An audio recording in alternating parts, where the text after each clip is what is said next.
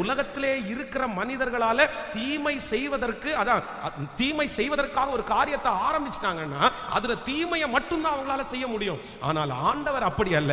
மனிதர்கள் உங்களுக்கு தீமை செய்ய நினைக்கிறதிலிருந்து கர்த்தர் அதை நன்மையாய் முடிய பண்ணுவார். அதிலிருந்து கர்த்தர் ஒரு நன்மையை கொண்டு வருவதற்கு நம்ம ஆண்டவராலே முடியும்.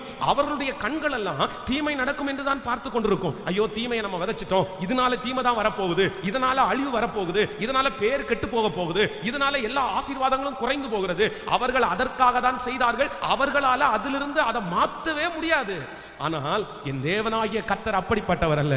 அவங்க எந்த காரியத்தை தீமைக்கு என்று விதைத்தார்களோ அதிலிருந்து ஒரு நன்மையை என் தேவன் முளைய பண்ணுவதற்கு என் தேவன் வல்லவராய் இருக்கிறார். யோசேப்புக்கு விரோதமாய் அவர்கள் தீமை செய்ய நினைத்தார்கள், கர்த்தரோ அதை நன்மையாய் முடிய பண்ணினார். ஆமென் சொல்லுங்கள். இன்றைக்கு இந்த ஜெபத்தை கேட்கிற ஆண்டவருடைய பிள்ளைகளே, நான் உங்களுக்கு தீர்க்க தரிசனமான வார்த்தையை சொல்லுகிறேன். உங்களுடைய வாழ்க்கையிலே ஒருவேளை யாரோ ஒருவர் தீமைக்காக சில காரியத்தை செய்திருக்கலாம். அது தீமையா நடக்க போகுது, இவ்வளோ பெரிய தீமை நீ எனக்கு செஞ்சிட்டே அப்படின்னு உங்களுடைய மனது ஒருவேளை அவர்கள் மேல் வருத்தம் கொண்டிருக்கலாம். ஆனா ஆண்டவர் வாக்கு கொடுக்கிறார், இல்லவே இல்லை.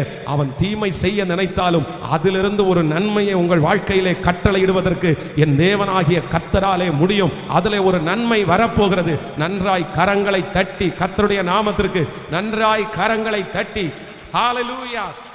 எத்தனை பேர் ஆமோதிக்கிறீர்கள்? கைகளை அசைத்து ஒரு ஹalleluya சொல்லலாம்.